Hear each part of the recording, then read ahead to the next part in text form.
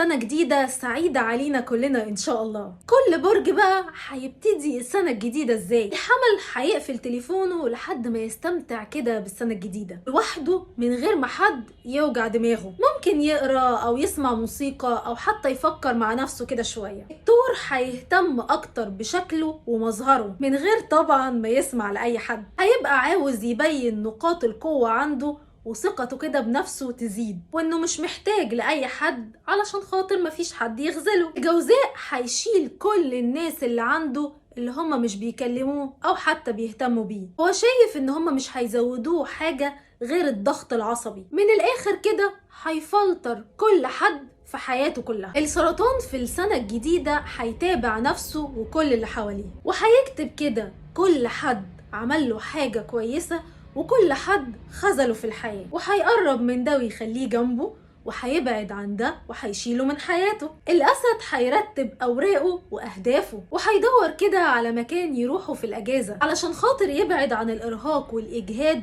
اللي عانى منه طول السنة اللي فاتت. العذراء هيساعد الآخرين ويخليهم يحسوا بالرضا، وده كمان هيخليه يحس إن هو بقى أحسن، وده كمان هيديه دافع إن هو يعمل كتير من الأعمال الخيرية. الميزان في السنة الجديدة هيكتب كده ملاحظاته كل يوم، وأول حاجة هيكتبها هو قد إيه ممتن وسعيد وسط عيلته وأصدقائه وكل اللي حواليه، وده طبعا هيفيده جدا كل لما يحس بالإحباط. العقرب هيهتم بنفسه أكتر وهيحاول كده يستمتع ببداية اليوم بالنهار المشمس كده، وهيحط أسرته ضمن أولوياته في كل شيء زي ما هو على طول متعود يعمل، وهيبتكر كتير من الأفكار والمعلومات المختلفة. القوس هيحاول يعمل أقصى ما في مجهوده وكل اللي عنده علشان خاطر بس كده يقعد وذهنه صافي من غير أي مشاكل حواليه، وهيدور كده في كتب القديمة ويرجع يقراها من تاني. ده كمان